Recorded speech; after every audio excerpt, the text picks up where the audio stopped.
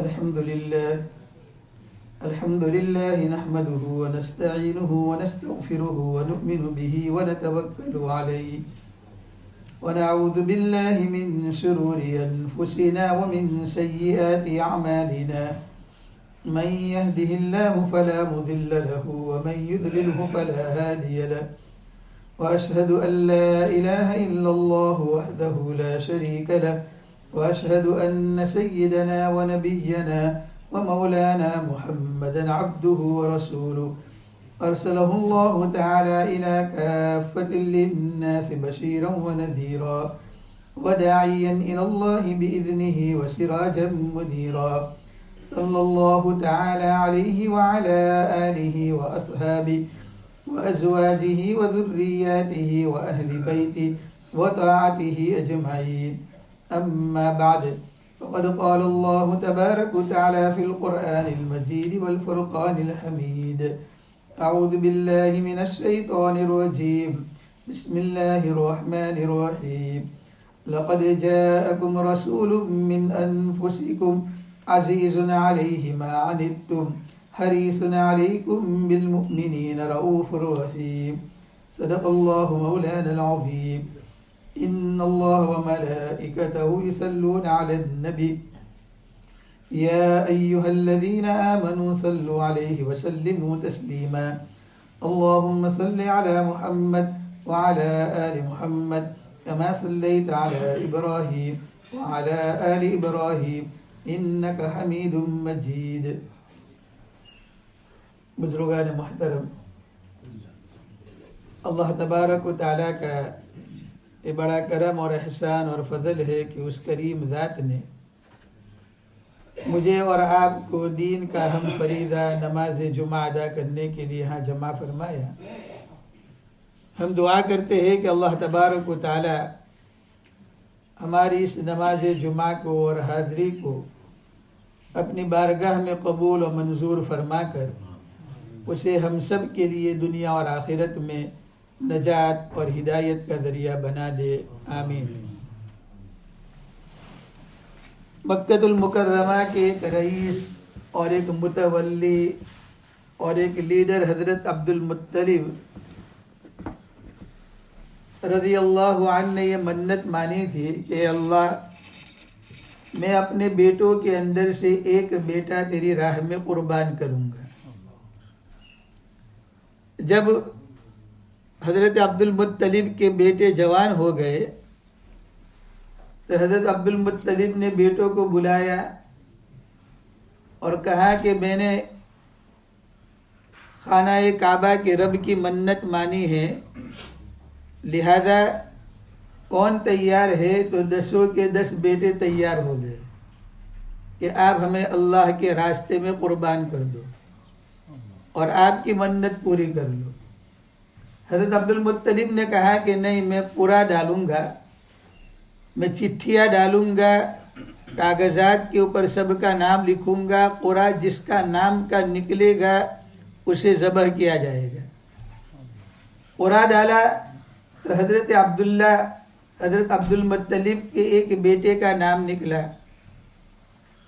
हज़रत अब्दुल मुत्तलिब ने कहा कि अब इसको ज़बह किया जाएगा। मक्कतुल मुकर्रमा के अंदर बात मशहूर हो गई, बात फैल गई कि हज़रत अब्दुल्ला को हज़रत अब्दुल मुत्तलिब जो है वो ज़बह करने जा रहे हैं। तो पूरे मक्कतुल मुकर्रमा में शोर हुआ, बड़े बड़े मालदार, बड़े बड़े लोग, बड़े बड़े चाहने वाले रिश्तेदार सब हज़रत अब्दुल मुत्तलिब के पास आए और कहा कि तुम रुक जाओ, तुम ये काम मत करो और ये रस्म मत डालो, वरना हम सबको इस रस्म के ऊपर चलना पड़ेगा और जब भी कोई मन्नत मानेगा तो उसको पूरा करना पड़ेगा। तो हज़रत अब्दुल मुत्तलिब ने कहा नहीं, मैंने मन्नत मानी है इसलिए उसको पूरा किया जाएगा। तो कुछ समझदार लोगों ने कहा कि हम मक्कतुल मुकर्रमा और हिजाज मुक़द्दसा की एक काहिना के पास जाते हैं और उसके पास जाकर उस मसले का हल तलाश करते हैं। चुनांचे चल लोग गए और उन्होंने कहा कि हज़रत अब्दुल मुत्तलिब ने ये मन्नत मानी और उनके एक बेटे का नाम निकला है, अब हम क्या करें? उसका कोई हल निकालो कि बेटे को ज़बह न करना पड़े। उन्होंने कहा कल आना। दूसरे दिन ये लोग गए तो कहा कि अगर तुम्हारे यहाँ कोई किसी को कत्ल कर दे तो उसकी दीयत कितनी है? तो कहा कि 10 ऊँट। कहा जाओ ऐसा करो कि कुरा डालो, 10 ऊँट एक साइड पे रखो और एक साइड के ऊपर उस बच्चे को रखो जिसके नाम का कुरा निकला है, यानी हजरत अब्दुल्ला को। और कुरा खोलो, अगर ऊँट का नाम निकल आए तो 10 ऊँट ज़बह कर दो, अगर अब्दुल्ला का नाम फिर निकले तो फिर 10 ऊँट बढ़ाओ। चुनांचे कुरा डाला गया, हजरत अब्दुल्ला का फिर नाम निकला, फिर 10 ऊँट बढ़ाए गए तो 20 हुए। फिर कुरा डाला, हजरत अब्दुल्ला का नाम निकला, फिर बढ़ाए गए ऊँट। इस तरीके से 40, 50, 60, 70, 80, 90 और 100 ऊँट हुए। जब 100 ऊँट हुए तो कुरा जो है ऊँटों के नाम का निकला। लोग खुश हो गए, हजरत उम्मे ऐमन रज़ी अल्लाह अन्हा खुश हो गई और मक्कतुल मुकर्रमा के लोग खुश हो गए। हजरत अब्दुल मुत्तलिब ने कहा नहीं नहीं नहीं, मैं ऐसा काम नहीं करूँगा। तो कहा क्या करोगे? कहा कि कुरा तो अब ऊँटों के नाम का निकला और तुम 100 ऊँट ज़बह कर दो। कहा नहीं, मैं 3 मरतबा कोशिश करूँगा, अगर तीनों मरतबा ऊँटों के नाम का कुरा निकलेगा तो फिर मैं ऊँटों को ज़बह करूँगा, वरना मेरे हाथ में छुरी है, मैं अपने बेटे को ज़बह कर दूँगा। चुनांचे 3 मरतबा सारे लोग दुआएं करने लगे, दिल दिल के अंदर कहने लगे। एक मरतबा कुरा डाला, ऊँटों का नाम निकला, दूसरी मरतबा ऊँटों का नाम निकला, तीसरी मरतबा कुरा के अंदर ऊँटों का नाम निकला। लोग खुश हो गए। हजरत अब्दुल मुत्तलिब ने 100 ऊँटों की कुर्बानी दी और अपने बेटे हजरत अब्दुल्ला की जान बख्शी गई। इसलिए अल्लाह के नबी सल्लल्लाहु अलैहि वसल्लम फरमाया करते थे कि मैं 2 ज़बीहों का बेटा हूँ। एक हजरत इब्राहिम, हजरत इस्माइल अलैहिस्सलातु वस्सलाम खाना काबा के अंदर ही, मक्कतुल मुकर्रमा के अंदर ही कई हजार साल पहले ये मंजर आसमान ने देखा और तारीख ने उसे नक्श किया कि एक बाप अपने बेटे के गले के ऊपर छुरी फिरा रहा है, लेकिन छुरी काम नहीं कर रही है। और कई हजारों साल के बाद उसी सरजमीन के ऊपर मक्कतुल मुकर्रमा के अंदर खाना काबा के पास ये मंजर देखा आसमान ने, और तारीख ने उसे नक्श किया कि एक दादा, एक बाप अपने बेटे के ऊपर जो है छुरी फिराने की तैयारी कर रहा है, लेकिन उसके बदले के अंदर 100 ऊँट दिए गए। उधर हजरत इस्माइल के बदले में अल्लाह ने जन्नत से दुम्बा भेजा, उधर जानवर ज़बह हुआ, एक जानवर एक दुम्बा हजरत इस्माइल के मुकाबले में, और यहाँ पर जो है हजरत अब्दुल्ला के मुकाबले के अंदर 100 ऊँटों की कुर्बानी दी। हजरत अब्दुल्ला रज़ी अल्लाह तआला अन्हु बड़े हुए, जवान हुए और मक्कतुल मुकर्रमा में हजरत आमिना रज़ी अल्लाह अन्हा से हजरत अब्दुल्ला का निकाह हुआ। निकाह के बाद हजरत आमिना रज़ी अल्लाह तआला अन्हा 19 से हुई और अभी अल्लाह के नबी सल्लल्लाहु अलैहि वसल्लम पेट में थे कि हजरत अब्दुल्ला मदीनतुल मुनव्वरा गए किसी काम से, और मदीनतुल मुनव्वरा के अंदर हजरत अब्दुल्ला बीमार हो गए। वहाँ से मक्कतुल मुकर्रमा के सफ़र के इरादे से निकले, लेकिन बुखार ने सख्त पकड़ लिया और हजरत अब्दुल्ला रज़ी अल्लाह अन्हु उसी जगह के ऊपर इंतकाल कर गए। हजरत आमिना को पता चला तो बहुत दुख हुआ। अभी अल्लाह के नबी सल्लल्लाहु अलैहि वसल्लम पेट में हैं। अब हजरत अल्लाह के नबी सल्लल्लाहु अलैहि वसल्लम की विलादत होती है मक्कतुल मुकर्रमा में, और विलादत इसी महीने में होती है जिस महीने से हम गुजर रहे हैं, और ये महीना रबीउल अव्वल का महीना है। चुनांचे हजरत अल्लाह के नबी की विलादत हुई और आप अलैहिस्सलातु वस्सलाम दुनिया में तशरीफ़ लाए। चुनांचे अब हजरत आमिना उसको जी भर कर देखती थी, अपने शोहर की याद आती थी तो अपने शोहर को, अल्लाह के नबी को देखकर जो है बुला देती थी। अल्लाह के नबी बड़े होते गए। जब 6 साल की उम्र हुई तो उसी वक़्त हजरत आमिना को पहले से ख्याल था कि मैंने चुनांचे शादी के बाद मेरे शोहर के साथ मेरा बहुत ज़्यादा रहना नहीं हुआ, मेरे शोहर को मैंने जी भर कर नहीं देखा, लेकिन अब उसकी कब्र के ऊपर जाकर मैं फातिहा भी पढ़ूँ, उनकी कब्र को देखूँ और मेरे इस बेटे मोहम्मद को भी बताऊँ उसकी कब्र उसके बाप की। चुनांचे 6 साल की उम्र हुई अल्लाह के नबी की, और हज़रत आमिना रज़ी अल्लाह तआला अन्हा आप अलैहिस्सलातु वस्सलाम को लेकर मदीनतुल मुनव्वरा पहुँचती है। चुनांचे अल्लाह के नबी सल्लल्लाहु अलैहि वसल्लम के साथ रहती है हज़रत आमिना, और हज़रत आमिना रज़ी अल्लाह ताला अन्हा, अल्लाह के नबी सल्लल्लाहु अलैहि वसल्लम छोटे थे, मासूम थे। हज़रत उम्मे ऐमन रज़ी अल्लाह ताला अन्हा साथ में थी। तो ये तीनों का काफ़िला गया और उसके बाद कब्र मुबारक के ऊपर हाजिर हुए। अल्लाह के नबी को अपने बाप की कब्र बताई। आप अलैहिस्सलातु वस्सलाम दाढ़े मार मार कर रोने लगे अपने बाप के कब्र के ऊपर। हज़रत आमिना भी रोने लगी, हज़रत उम्मे ऐमन भी रोने लगी। आप अलैहिस्सलातु वस्सलाम छोटे से बच्चे थे। चुनांचे जब मक्कतुल मुकर्रमा का इरादा किया हज़रत आमिना ने, तो उस वक़्त हज़रत आमिना रज़ी अल्लाह ताला अन्हा बीमार हो गई और बुखार के अंदर मुब्तला हो गई। चुनांचे मदीनतुल मुनव्वरा से कुछ किलोमीटर दूर जो है अबुआ मकाम के ऊपर हज़रत आमिना आई, और हज़रत आमिना रज़ी अल्लाह ताला अन्हा ने महसूस किया कि ये बुखार, ये जो है अब जो है इसके अंदर से मुझे सेहत नहीं मिलेगी, ये बीमारी मेरी बढ़ेगी। लिहाजा हज़रत उम्मे ऐमन को बुलाया और उनके कान में कहा कि देखो मेरे साथ मेरा बेटा है मोहम्मद, अब तुम्हारी जिम्मेदारी है, शायद मैं इस बुखार के अंदर से बाहर नहीं आऊँगी, और मुझे लगता है कि अब मेरी ज़िंदगी के दिन आ चुके हैं और जो है मैं इस दुनिया से रुखसत हो जाऊँगी। लिहाजा तुम मेरी इस अमानत को उनके दादा हज़रत अब्दुल मुत्तलिब के पास पहुँचाना। चुनांचे हज़रत उम्मे ऐमन रज़ी अल्लाह ताला अन्हा ने जब अल्लाह के नबी की माँ हज़रत आमिना की बात सुनी तो रोने लगी।